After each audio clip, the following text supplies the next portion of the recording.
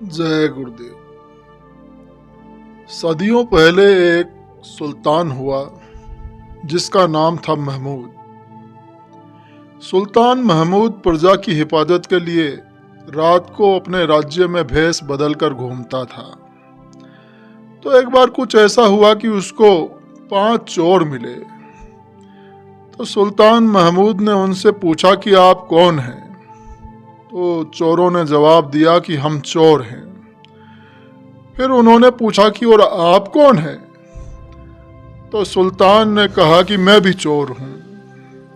तो इस पर चोरों ने उसको अपने गिरोह में शामिल कर लिया और अब आपस में बातचीत होने लगी और चोरी करने का राय मशवरा हुआ, सलाह हुई।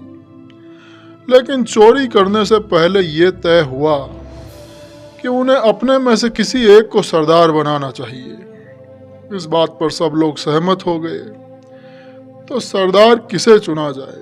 सरदार चुनने के लिए जरूरी था कि सब अपना अपना गुण पहले बयान करें, ताकि जिसका गुण सबसे अच्छा हो उसे ही सरदार चुना जाए।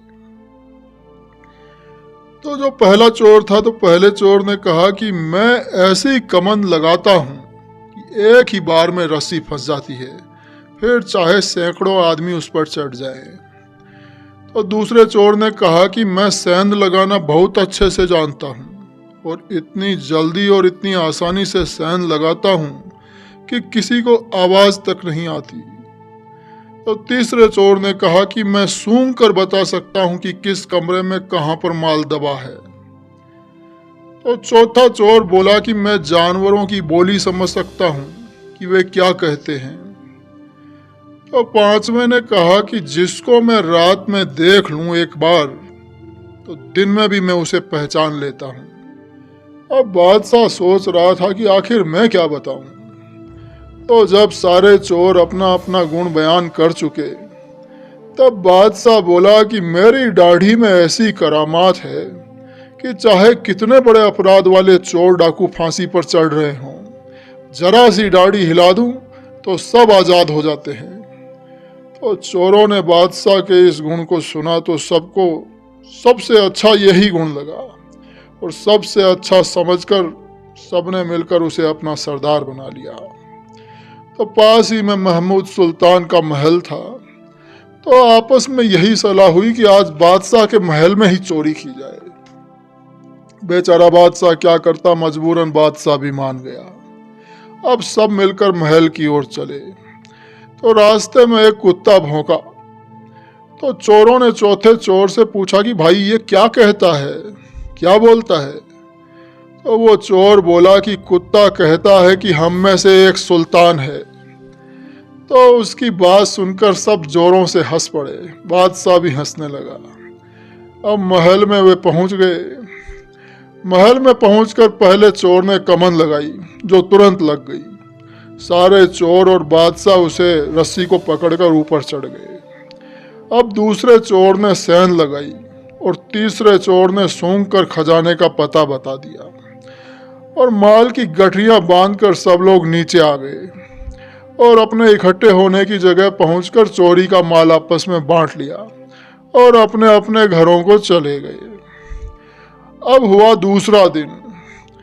तो अगले दिन बादशाह ने अपने आदमी भेजकर चोरों को पकड़वा लिया और उनको फांसी का हुक्म दे दिया। तो जब वो चोर फांसी पर चढ़ने लगे, तो पांचवा चोर सामने आया और अर्ज किया कि बादशाह सलामत, मैंने आपको पहचान लिया है, क्योंकि रात में आप भी हमारे साथ थे।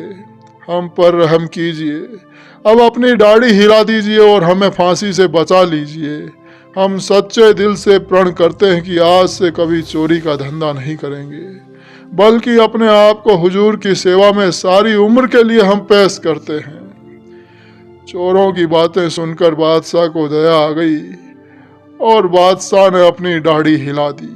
दाढ़ी का हिलना था कि पांचों चोर फांसी के तख्ते से नीचे उतार दिए गए।